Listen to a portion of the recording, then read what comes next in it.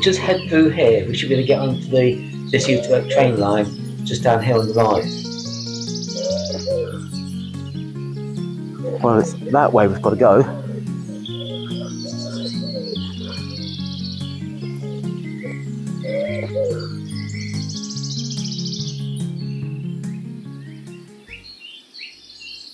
Hi, we're doing a bit of a different walk today.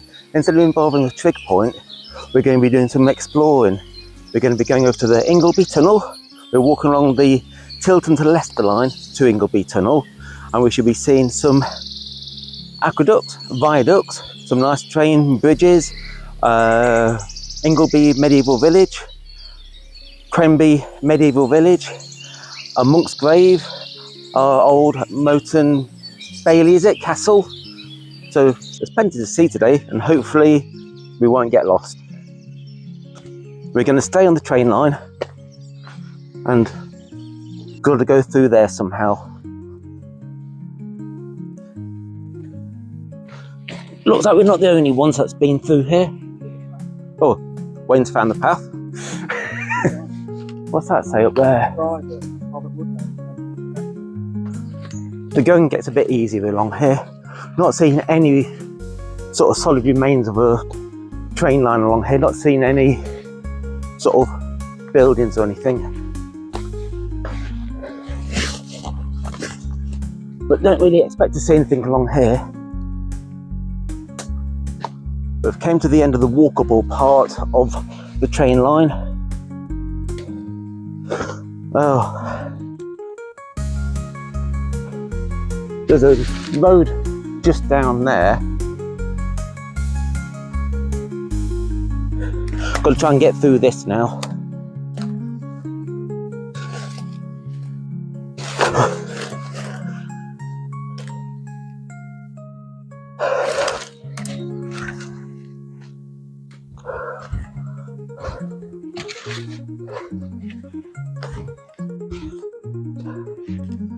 Oh, it looks like we've got a road. We can't go any further along there unless you go through people's houses.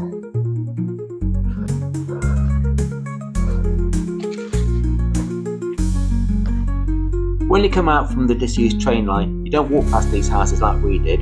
You see a playground. You head towards the left-hand side of the playground and you can climb over the fence. It's quite easy, not to the top where we ended up going, but down at the bottom there.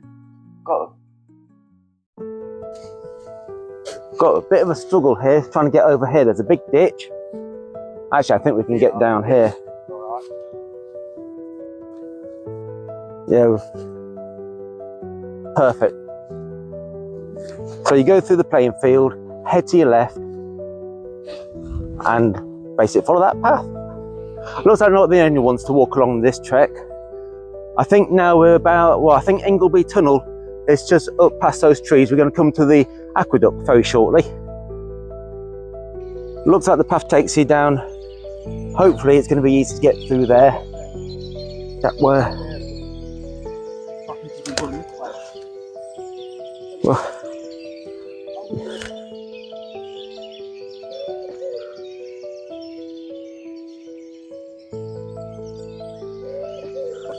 just got to jump over here, as long as I don't slide over here. Yeah. Oh my God.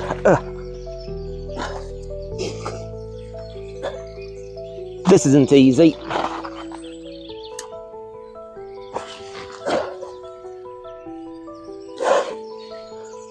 So once you climb over that ditch, we're doing like Geo Wizard, keeping in a straight line.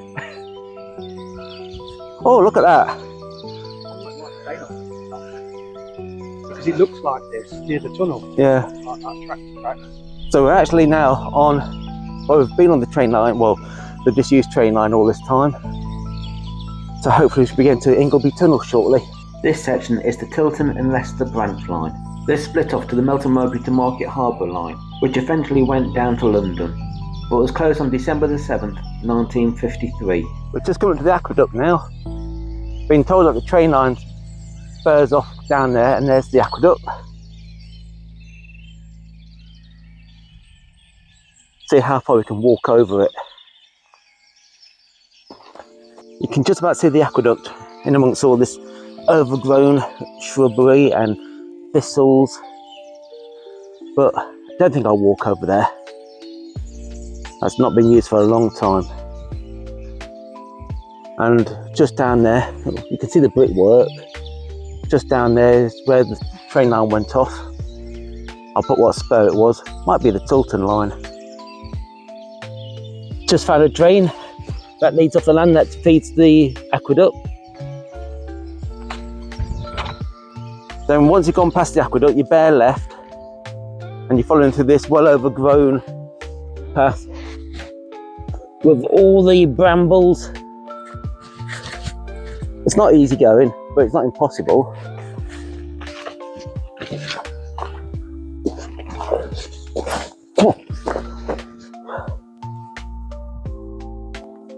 If you want to see the aqueduct, when you come down to this point here, just double back on yourself. You should come to the aqueduct. That's a better shot of the aqueduct.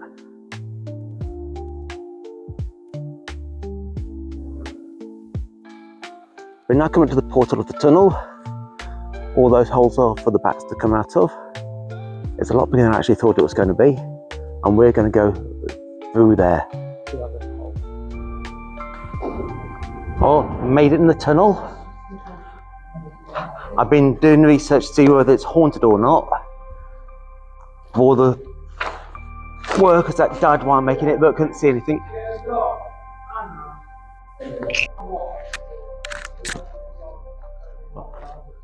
Can't adjust at the moment, oh god. The Ingarsby Tunnel is 516 yards long, but it is now being blocked off on the Ingarsby side with a backfill of clay.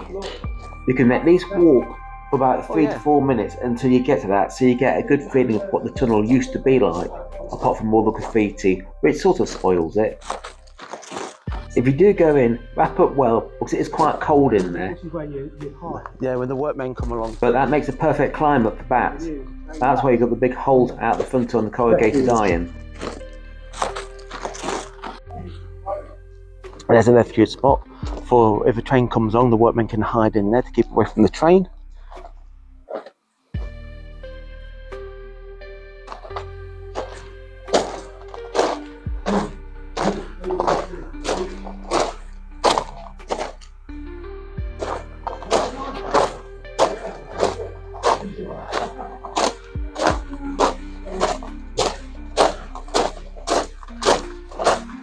At least it's easy to walk along there. There's another refuge spot. It's surprisingly cold in here.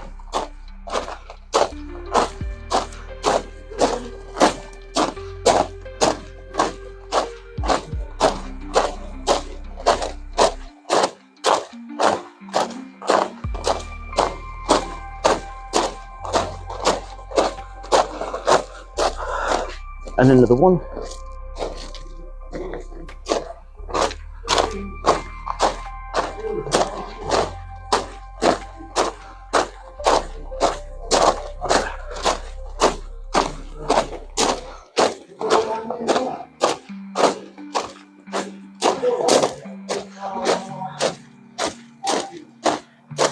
Probably get 2 people in there.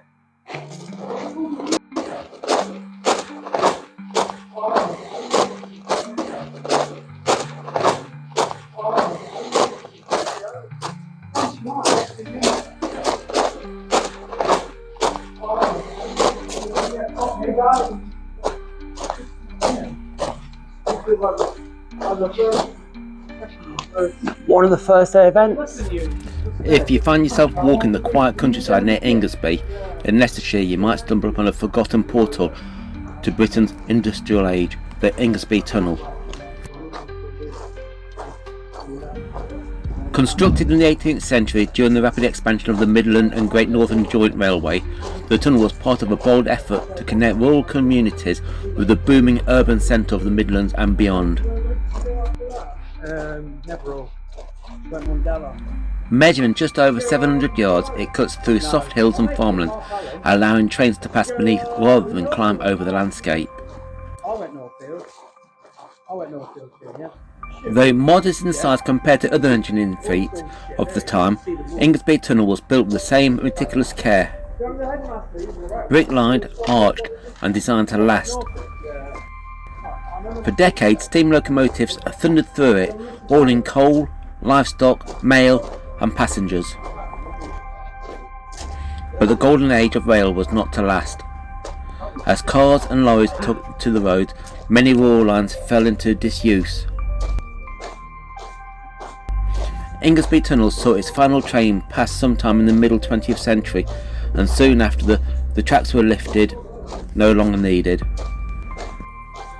Today the tunnel stands silent, a ghostly monument of Victorian ambition and the railway that once tied this corner of the country to the wider world. It reminds us that even in quiet places, history runs deep, sometimes quite literally underground.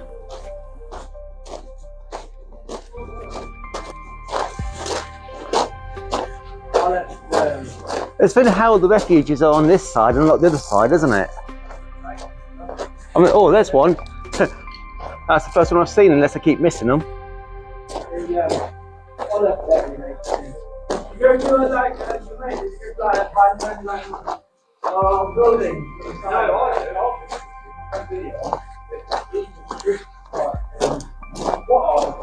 Trick points.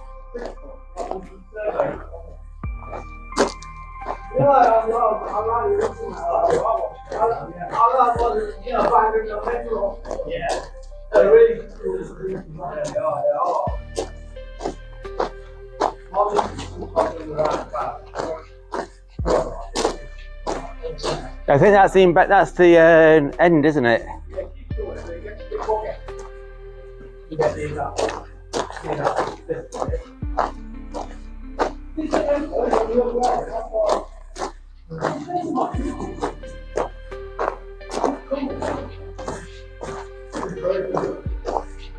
You can store your vintage wine collection in here, couldn't you, Wayne?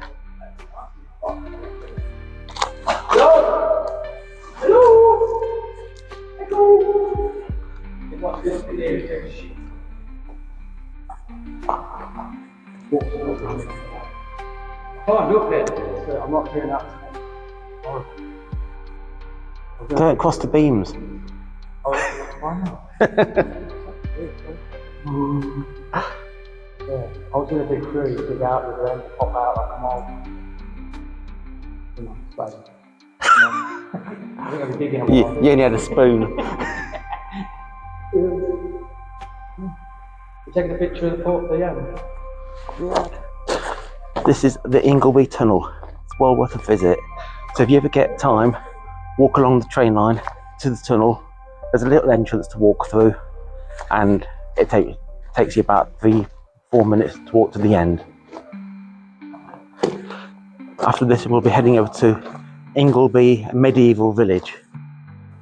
If you wanted to do a shorter walk, you could park along Covert Lane and just follow the path down, and it will only take you about 5 minutes to walk there instead of going our way. I'm not sure whether on the Tilton to Leicester line or the Skegness to Leicester line. I don't really know all about the train lines around here.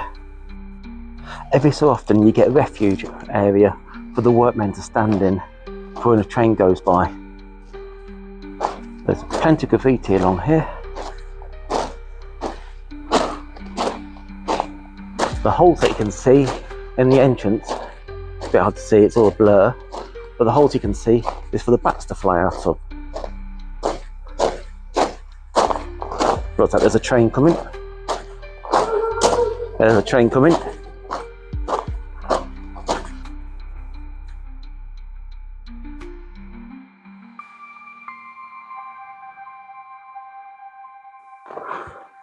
And also I think it also helps to equalise pressure. As you can see with the mist, oh, the condensation, absolutely freezing in here.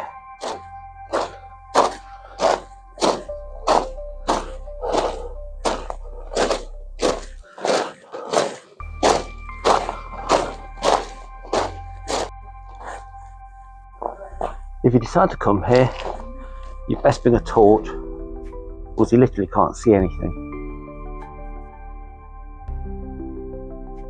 If you wanted a shorter walk to the tunnel, Just go the way back that we're heading to, back to Covert Lane. Once you come out of the tunnel, you've got to try and climb up this embankment.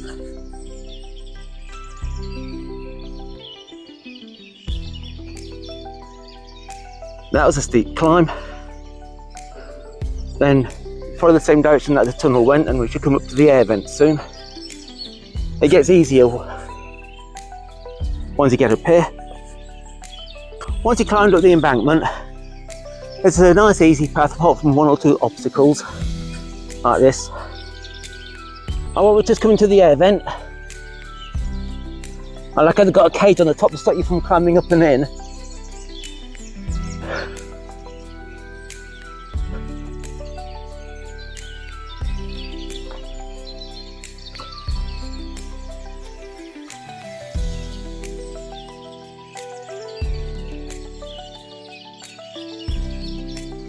And we're coming up to Covert Lane.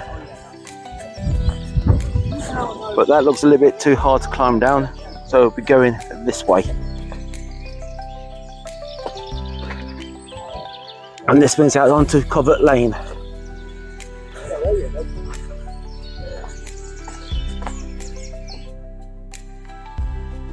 That way, isn't it? At the end of Covert Lane, you carry on onto a dirt track. Taking a slight detour to Keam Highleys, probably an old abandoned farm.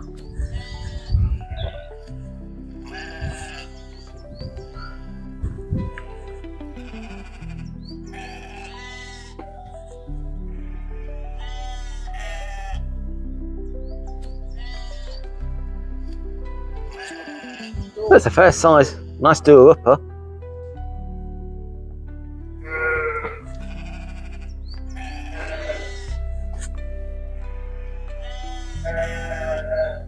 Looks like this could have been an old stable block.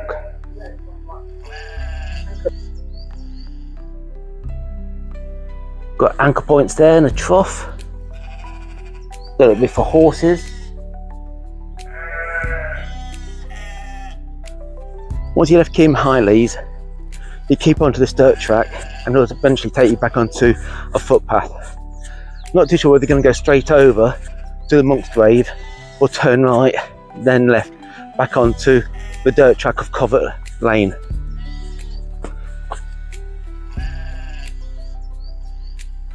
Well, that's an interesting little look, Keam Highleys, but we're now heading towards the monk's grave and to the motte.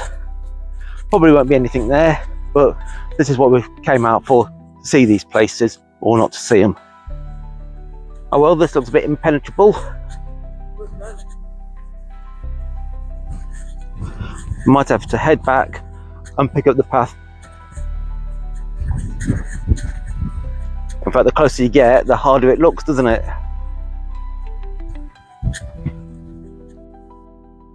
I'm not too sure you'd want to follow our route, but this is an interesting way to go. We're definitely into geo-wizard territory now.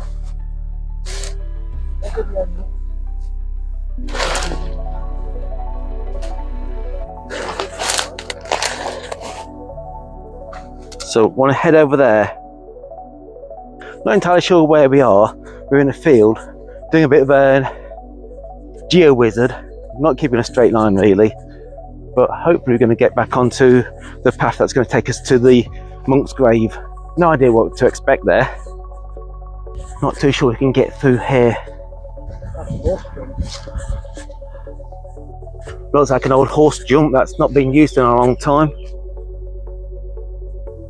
And it looks like our path is just over there probably.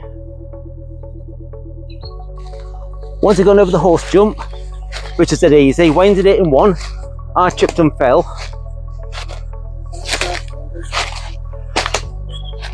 And once you've gone over the horse jump, you're bare left through this little woodlands.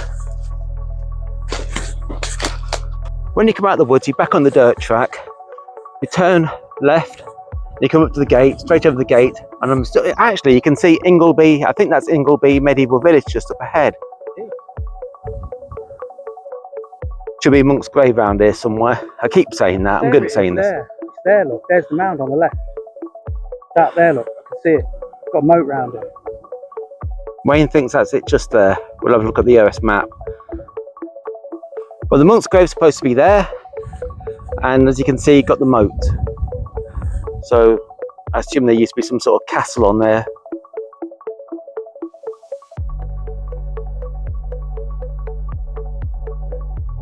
And Ingarsby is just over there. Ingarsby medieval village.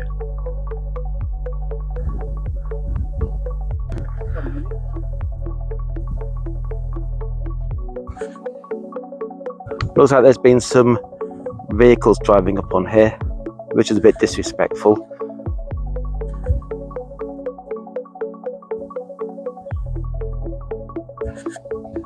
This site really should be protected.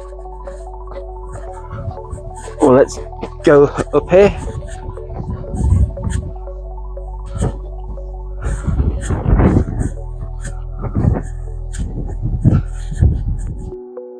Just wondering why that moat is over there with probably a castle when Ingarsby medieval village is over there.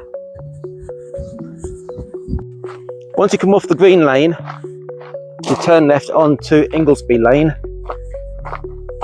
Oh, look at that. Fly tipping place.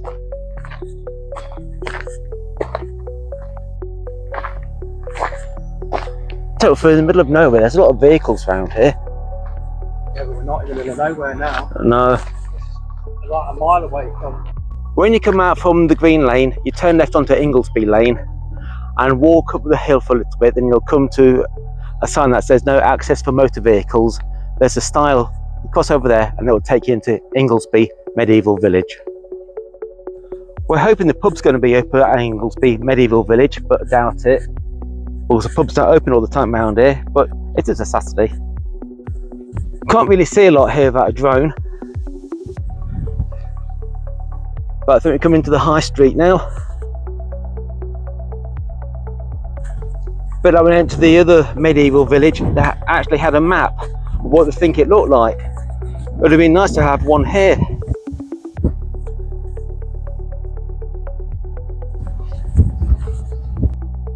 Not too sure what this is. Obviously isn't something from the medieval village. It looks too new for that, concrete blocks. Probably an old stable or barn.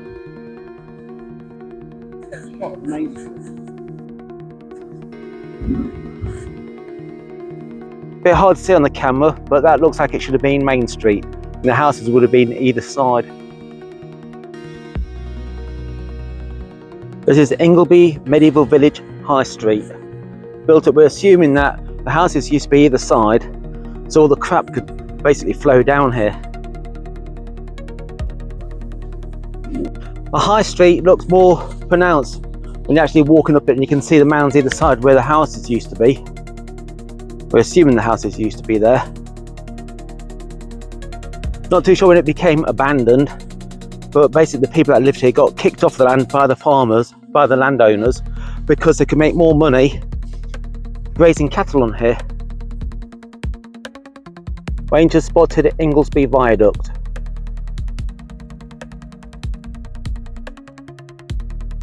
Not too sure what this used to be. Obviously part of the medieval village.